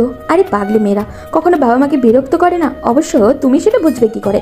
আমরা তো তোমাকে নিয়ে মনে করলেও তুমি তো আর আমাদেরকে কখনো বাবা মা মনে করো না। পড়লে না পড়লে কখনোই এমনটা করতে পারতে না। সরি আন্টি, ভুল হয়ে গেছে, আমাকে ক্ষমা করে দাও। সত্যি বলছি, আর কখনো এমনটা হবে না। প্লিজ আমার সোনা, আমাকে ক্ষমা করে দাও। এই ফাজিল মাইয়া, এই তুই আমাকে গাধা বললি? তুই গাধা, তোর নামই গাধা। ও সরি, তুই তো আবার গাধা না, গাধি। সকলে আরিয়ান এবং ঈশার এই খুনসুটিতে শব্দ করে হেসে উঠল। হয়েছে হয়েছে, ঈশা মামনি যা তো ফ্রেশ হয়ে আয়, জার্নি করে এসেছিস নিশ্চয়ই অনেক ক্লান্ত। আমি তো খাবার দিচ্ছি। কি যে বলো না আন্টি, ক্লান্ত মানে? এখন তো আরও এনার্জি খুঁজে পেয়েছে। এখন তো তোমাদের অনেক জ্বালাবো, অনেক। আর সব থেকে বেশি জ্বালাবো তোমার এই গাধাটাকে। আমাকে গাধি বলো, তাই না? দেখছি এবার গাধি কি করতে পারে। হ্যাঁ আইসে আমার নানি রে, আমার খবর করতে যা তো, যা এখান থেকে যা। রাস্তা দিয়ে এসেছো, সেই রাস্তা দিয়ে কেটে পড়ো। দেখেছো আঙ্কেল, তোমার ছেলে আমাকে কিভাবে তাড়িয়ে দিচ্ছে? তুমি এখনো কিছু বলবে না? এই আরিয়ান, কি হচ্ছেটা কি? কেন আমার মামনিটাকে এইভাবে বিরক্ত করছো? সকলে যখন নিজেদের মধ্যে হাসি আর খুনসুটিতে ব্যস্ত, এমন সময় হঠাৎ ঈশার নজর যায় এক কোণে দাঁড়িয়ে থাকা অহনার দিকে, এবং সে অহনার দিকে এগিয়ে গিয়ে অজ্ঞাত স্বরে বলে, এই তুমি কে? তোমাকে তো চিনলাম না। মামনি, ও হলো আরিয়ানের বউ আর আমাদের আরেকটা মেয়ে। ও, you are the lucky girl. Aryan পরিস্থিতিটা স্বাভাবিক করতে জোর করে ঈশাকে নিয়ে উপরে যায়। ঈশা খুনসুটি করতে করতে উপরে যায়। আরিয়ান যদি একবার পিছনে ফিরে তাকিয়ে দেখত, তাহলে হয়তোবা তার নজরে আসতো কেউ একজন চাতক পাখির মতো তাকিয়ে আছে তার হাতের দিকে, যে হাত দিয়ে সে ঈশার হাত ধরে উপরে নিয়ে যাচ্ছে। সে চোখ দিয়ে হয়তো বা কয়েক ফোঁটা নোনা পানি গড়িয়ে পড়ল। কিছুক্ষণ পরে ঈশা ফ্রেশ হয়ে আরিয়ানের রুমের দরজায় নক করে, কারণ ঈশা এবং আরিয়ানের রুম একদম পাশাপাশি। এরপর আর বাইরে এলে তারা দুজন মিলে একসাথে নিচে আসে। আরিয়ান যে অহনাকে পুরোপুরি উপেক্ষা করছে সেটা অহনা বুঝতে পারছে, কিন্তু কিছু বলতে পারছে না। আর অন্যদিকে ঈশাকে নিয়ে আরিয়ানের এত বাড়াবাড়ি, তার উপরে যেখানে ঈশা আরিয়ানকে ভালোবাসে। এটা জানার পরও অহনার সামনে আরিয়ান ঈশার সাথে এমন ক্লোজলি মেলামেশা অহনার মোটেও ভালো লাগছে না। এরপর খাবার টেবিলে বসে ঈশার আরিয়ানের ন্যাকামি দেখে এক পর্যায়ে অহনা না খেয়ে উঠে যায়। বিষয়টাকে লক্ষ্য না করলেও আরিয়ান তাকে লক্ষ্য করেছে, কিন্তু এখন সে কিছুই বলল না। পরের দিন সকালে নাস্তার টেবিলে বসে আরিয়ানের বাবা বলল, আরিয়ান, তুমি আজকে ইউনিভার্সিটিতে যাবে না? জি আব্বু, আজকে ইউনিভার্সিটিতে যাব। ঠিক আছে, যাওয়ার সময় অহনা মামনিকে দেখে শুনে নিয়ে যাবে এবং নিয়ে আসবে। আরিয়ানের আব্বুর কথা শুনে অহনা মনে মনে বেশ খুশি হয়, কারণ অহনা যদি তার সাথে ইউনিভার্সিটিতে যায় তাহলে সে হয়তো কিছুটা সময় পাবে আরিয়ানের সঙ্গে সময় কাটানোর এবং তাকে বোঝানো এবং তার সঙ্গে কথা বলার। সে যে নিজেও এখন আরিয়ানকে ভালোবেসে ফেলেছে, এটা আরিয়ানকে জানানো প্রয়োজন। কিন্তু তার সকল চিন্তা ভাবনার মাঝেই আরিয়ান জল ঢেলে দিয়ে বলে, আব্বু সরি, আজকে ওনাকে একটু একাই যেতে হবে, কারণ আমি তো আর বাইকে দুজন নিজে একসঙ্গে নিয়ে যেতে পারবো না। মানে? আসলে আব্বু, আজকে ঈশা আমার সাথে ইউনিভার্সিটিতে যাবে পুরনো বন্ধু বান্ধবদের সঙ্গে দেখা করতে, তাই আমি বাইকে তো আর দুজনকে নিয়ে যেতে পারবো না। কথাটুকু বলার ফাঁকে ফাঁকে একবার করে অহনার মুখের দিকে তাকিয়েছিল। অহনা প্রথম দিকে খুশি হলো, পরবর্তীতে তার মুখ কালো মেঘে ছায়া নেমে আসে। এরপর আরিয়ান মনে মনে বলে, এইটুকুতেই হার মেনে নিলে প্রিয়তমা? তাহলে আমি এতগুলো বছর কিভাবে চললাম এই আগুনে? তোমাকে যে সেই আগুনের তাপে উত্তপ্ত হতে অবধি মা যে আগুনে তুমি বারবার আমাকে দহন করিয়েছো। সমস্যা নেই আব্বু, আমি একাই যেতে পারবো। ঠিক আছে, তোমরা যা ভালো বোঝো তাই করো, আমি আর কি বলবো। তবে হ্যাঁ, যাই করো সকালে কিন্তু দুপুরের আগে ফিরে আসবে, কারণ আজকে আইমান আর আরিয়া আসবে আমাদের বাড়িতে, সাথে অহনার আব্বু আম্মু। আরিয়ানের আব্বুর কথা শেষ হতে না হতে অহনা সেখান থেকে এক প্রকার জোর করে উঠে চলে গেল, কারণ সে আর সেখানে বসে থাকতে পারছে না। অনেক কষ্টে সেখানে কান্না আটকে বসেছিল। ভাতের দানা যেন তার গলা দিয়ে নামছিল না। বারবার যেন গলায় আটকে যাচ্ছিল। এরপর ইউনিভার্সিটিতে আরিয়ান ঈশাকে নিয়ে ঘুরেছে, অনেক দুষ্টামি করেছে, হাসি ঠাট্টা করেছে এবং দূর থেকে একজন সেগুলো লক্ষ্য করেছে আর নীরবে চোখে পানি ফেলেছে। আরিয়ান সারাদিন একবারও অহনার সামনে আসেনি, সারাদিন ঈশাকে নিয়েছিল। দুপুরে ইউনিভার্সিটি থেকে সকলে তাড়াতাড়ি চলে আসে এবং তারা এসে দেখে আইমান, আরিয়া এবং অহনার বাবা মা আরিয়ানদের বাড়িতে এসেছে। অহনা তার বাবা মা এবং ভাইয়ের সাথে অনেক আবেগঘন কিছু মুহূর্ত পার করে। সে পুকুরে চলে যায় এবং সবাইকে বিদায় জানিয়ে এই পুরোটা সময় সকলেই নিজেদের মতো নিজেরাই সময় পার করলো। একজন প্রথম থেকেই অহনাকে লক্ষ্য করে বেশ অবাক হয়। অহনা এমন চুপচাপ এবং মনমরা বা শান্ত থাকার মেয়ে নয়, তাহলে এমন করছে কেন? তার কি কিছু হয়েছে? তাই অহনা সকলের আড়ালে নিজের ঘরে চলে যেতে চাইলে তার পিছু পিছু আরিয়াও সকলের থেকে বিদায় নিয়ে তার পিছু পিছু ঘরে যায়। আসতে পারি? আরে ভাবি, অনুমতি নিতে হবে না, চলে আসো। তুমি তো আগে কখনো আমার ঘরে আসার জন্য অনুমতি নাও নাই, তাহলে এখন কেন নিচ্ছ? আরে আগে তো নন্দিনী একলাই থাকতো, এখন তো আর সেই সময় নেই। এখন তো ভাইয়ের বউ যেহেতু থাকবে, সে তো ভাইয়ের ঘরে আসার জন্য নক করে আসাটাই বুদ্ধিমানের কাজ। তাই বুঝি ননদকে পর করে ভাইয়াকে আপন করে নিলে ভাবি? আচ্ছা ঠিক আছে, সরি বাবা, ভুল হয়েছে। আচ্ছা তুমি এখন বলো তো তোমার কি হয়েছে? আমার আবার কি হবে? কিচ্ছু না। দেখো অহনা, তুমি অন্যজনকে বোকা বানাতে পারলেও আমাকে বোকা বানাতে পারবে না। বলো কি হয়েছে? এতদিনের এই চাপা অনুভূতিগুলো আর লুকিয়ে রাখতে পারলো না অহনা। আরিয়াকে জড়িয়ে ধরলো এবং বলতে শুরু করলো। আমার আর ভালো লাগছে না ভাবি। 1 মাস হতে চললো তোমার ভাই আমার সঙ্গে ঠিকমতো কথা বলে না। আমি বলতে চাইলে সে সুযোগ দেয় না, সে তো ঘরেই আসে না। আপনার ঘরে না আমার কোনো খোঁজ নিয়েছে। তুমি নিজেও তো এটাই চাইতে। চাইতাম বলে কি চাওয়ার কোনো পরিবর্তন হতে নেই ভাবি? তবে কি ভালোবাসো আমার ভাইটিকে? জানি না কবে কখন কিভাবে হয়েছে, তবে সর্বনাশটা হয়েছে। আমি আসক্ত হয়েছি তোমার ভাইকে, সত্যি বলছি ভাবি। আমি তাহলে পুরো শেষ হয়ে যাচ্ছি। এই তাহবানার দিকে বাঁচার জন্য হলে তোমার ভাইকে আমার লাগবে। আমি কি কথা বলবো ভাইয়ের সাথে? ভীষণ করে লাগবে। না ভাবি, আমাকে কিছু একটা করতে হবে। আমাকে আমার অধিকারটা বুঝে নিতে হবে। অহনা আর আরিয়া বেশ কিছুক্ষণ একইভাবে বসে গল্প করছিল। অহনা আরিয়াকে জড়িয়ে ধরে বসেছিল এবং আরিয়া অহনার মাথায় যত্ন সহকারে হাত বুলিয়ে দিচ্ছিল। রাতে খাবার টেবিলে বসে সকলে খাচ্ছিল এবং নিজেদের মধ্যে টুকটাক কথা বলছিল।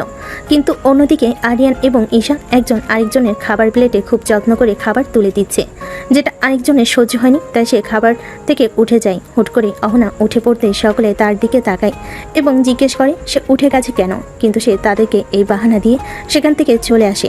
কিন্তু পুরো বিষয়টা আরিয়া ঠিকই বুঝতে পারে এবং মনে মনে হাসে আর বলে, এই 2 পাগল ভাঙবে তবুও মচকাবে না। রাতে খাবার শেষে আরিয়ান, ঈশা এবং অহনা ছাদে বসে আড্ডা দিচ্ছিল। আইমনও আরিয়া এবং অহনার বাবা মা আজকে আরিয়ানদের বাড়িতে থাকবে। আগামীকাল সকালে তারা ফিরবে, সেজন্য রাতে তারা ছাদে বসে আড্ডা দিচ্ছিল। এমন সময় হুট করে ঈশা আরিয়ানের এক হাতে বাহু ধরে তার কাঁধে মাথা রাখে। আর এটা অহনা দেখে সহ্য করতে না পেরে সেখান থেকে দৌড়ে নিজের ঘরে চলে আসে। অহনা সেখান থেকে চলে যেতেই আরিয়ানকে উদ্দেশ্য করে বলে, ভাই এবার কি বিষয়টা বাড়াবাড়ি হয়ে যাচ্ছে না? আরিয়ার কথা শুনে আইমনও, আরিয়ান এবং ঈশা তিনজনেই বুঝতে পারে এবার বিষয়টা সত্যি সত্যি বাড়াবাড়ি পর্যায়ে চলে যাচ্ছে। এরপর আরিয়ান নিজেও সবার থেকে বিদায় নিয়ে চলে আসে। আরিয়ান সবার থেকে বিদায় নিয়ে নিজে সবার আগে রান্নাঘরে আসে এবং সেখান থেকে একটা প্লেটে খাবার নিয়ে নিজের রুমের দিকে যেতে থাকে। আরিয়ান এসে দেখে পুরো রুম অন্ধকার করা, তাই সে খাবারের প্লেটটা টেবিলের উপর রেখে ঘরের লাইট অন করে। হঠাৎ করে ঘরের লাইট জ্বলে ওঠে। অহনা বালিশের থেকে মুখ তুলে দ্রুত চোখের পানি মুছে ফেলে, কিন্তু অহনা দ্রুত মুছতে চাইলেও আরিয়ান ঠিকই সেটা দেখে ফেলে। এরপর আরিয়ান ঘরের দরজাটা লাগিয়ে দিয়ে বিছানার কাছে গিয়ে অহনার সামনে বসে। কি হয়েছে আপু, আপনি কান্না করছেন কেন? আগে তো মনে আগুন, তারপর হুট করে আরিয়ানের মুখে আপুর সম্বোধন শুনে অহনার চট করে উঠে আরিয়ানের গলা চেপে ধরে টান দিয়ে একদম নিজের মুখের কাছে নিয়ে এসে রাগে গজগজ করে বলে ওঠে, এই ছেলে, এই তোর আপু কে? হ্যাঁ কেন আপু? আপনি তো বলেছেন আপনি আমার সিনিয়র বড় আপু, আপনাকে সম্মান দিতে, তাই তো আমি আপনাকে সম্মান দিচ্ছি। কিন্তু এটাতেও সমস্যা? আমি ফোন তো করেছি, বলুন তো যা করি তাতেই আপনার সমস্যা? আর একবার যদি তোর এই গলা দিয়ে আপু ডাক বেরিয়েছে তো এখানে মেরে পুঁতে রেখে দেবো বলে দিলাম। আরে আরে আপু করছেনটা কি? ব্যথা পাচ্ছি তো। আর এতদিন তুই যে আমাকে এত ব্যথা দিয়েছিস তার বেলায়? ব্যথা? এত যে নিজেকে আড়াল করে রেখেছিস আমার থেকে, ওই ঈশানা ভিসার সাথে সারাদিন ঘেঁষাঘেঁষি করে বেরিয়েছিস, আমাকে উপেক্ষা করেছিস। তুই জানিস আমার কত কষ্ট হয়েছে? কেন কষ্ট হয়েছে কেন? আপনি না নিজেই চাইতেন আমি যেন আপনার থেকে দূরে দূরে থাকি? তাহলে জানি না কেন, তবে কষ্ট হয়েছে। আচ্ছা ঠিক আছে, আর জানতে হবে না আপনাকে, বসুন। দিন দিন তো খাওয়া দাওয়া ছেড়ে সন্ন্যাসটি উদযাপন শুরু করেছে। কয়দিন পর তো আপনার বাবা মা আমাদের দিকে আঙুল তুলে বলবে আমরা তাদের মেয়েকে যত্নে রাখতে পারিনি, খাওয়াতে পারিনি, যার জন্য তার মেয়ে শুকিয়ে কঙ্কাল হয়ে গিয়েছে। খাবো না। কেন? খিদে নেই, খাবো না। খিদে নেই মানে? আপনি যে গত 2 দিন ধরে কিছু খাচ্ছেন না, এটা কিন্তু আমি ঠিকই লক্ষ্য করেছি। দেখি, হা করুন, আমি খাইয়ে দিচ্ছি। আরিয়ান যখন পরম যত্নে অহনার মুখে খাবার তুলে দিয়েছিল তখন আর অহনা না করতে পারেনি, চুপচাপ লক্ষ্মী মেয়ের মতো খেয়ে নেয়। অহনার খাওয়া শেষে আরিয়ান যখন অহনার মুখে মুখ মুছিয়ে পানি খাইয়ে প্লেট নিয়ে চলে যাচ্ছিল, এমন সময় হঠাৎ করে অহনা আরিয়ানের হাত ধরে বলে, কোথায় যাচ্ছ তুমি? প্লেটগুলো রাখতে হবে তো, এগুলো রেখে আসতে যাচ্ছে। না, যেতে হবে না, আমি সকালে রেখে দিব। রেখে দাও ওখানে।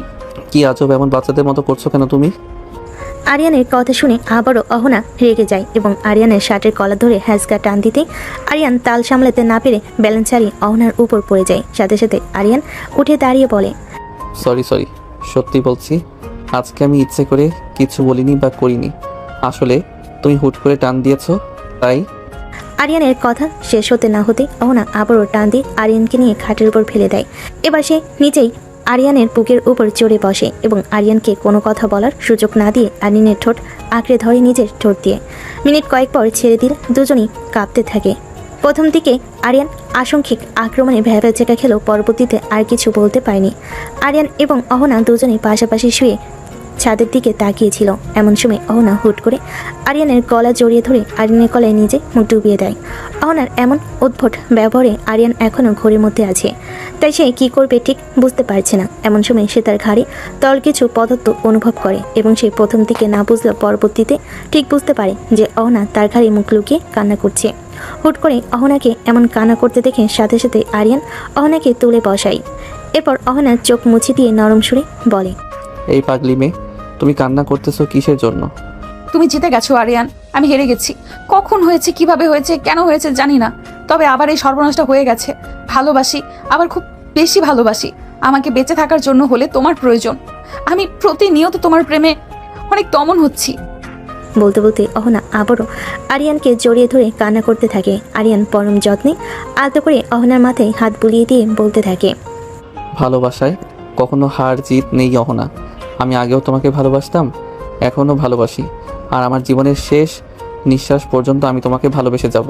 মাঝখানে কিছু সময় আমি তোমাকে সময় দিয়েছি নিজেকে বোঝার জন্য, নিজেকে জানার জন্য। এর মানে এই নয় যে আমি তোমাকে ভুলে গিয়েছি। তাহলে এতদিন ধরে আমাকে এত কষ্ট দিলেন কেন? আরে এগুলো তো তোমার ভাই ভাবির প্ল্যান। তুমি আমাকে ভালোবাসো কি না তা জানার জন্য ঈশাকে ডেকে এনেছে। তুমি তো আমাকে ভালোবাসতে, তাহলে ওদের সাথে মিলে আমাকে কষ্ট দিলে কেন? সাময়িক কষ্ট না দিলে যে আপনি এই অপার্থিব সুখ দিতেন না আমায়। সরি আমার পিচ্ছি বর, প্লিজ আমাকে ক্ষমা করে দাও। আর কখনো এমনটা হবে না, আর কখনো তোমাকে কষ্ট দিব না। প্লিজ লক্ষ্মীটি, এবারের মতো মাফ করে দাও। আমি তোমাকে অনেক আগে মাফ করে দিয়েছি অহনা, তাই আমার কাছে আর মাফ চাইতে হবে না। এভাবেই বেশ কিছুক্ষণ অহনা আরিয়ানকে জড়িয়ে ধরে বসেছিল এবং আরিয়ানও পরম যত্নে অহনার মাথায় হাত বুলিয়ে দিচ্ছিল। এমন সময় হঠাৎ অহনা মাথা তুলে আরিয়ানের দিকে তাকায়। আরিয়ান যখন অহনার দিকে তাকায় তখন দেখে অহনা কেমন ঘোর লাগানো দৃষ্টিতে তার দিকে তাকিয়ে আছে। অহনার দৃষ্টি এখন স্বাভাবিক নয়, এটা আরিয়ান নিজেও বুঝতে পেরেছে, কিন্তু তারপরেও সে অহনাকে বাজিয়ে দেখার জন্য প্রশ্ন করে, কি ব্যাপার ম্যাডাম, এভাবে চোখ দিয়ে গিলে খাচ্ছেন কেন? কখনো কি কোনো সুন্দর ছেলে দেখেননি নাকি? আমার জিনিস আমি খাবো নাকি?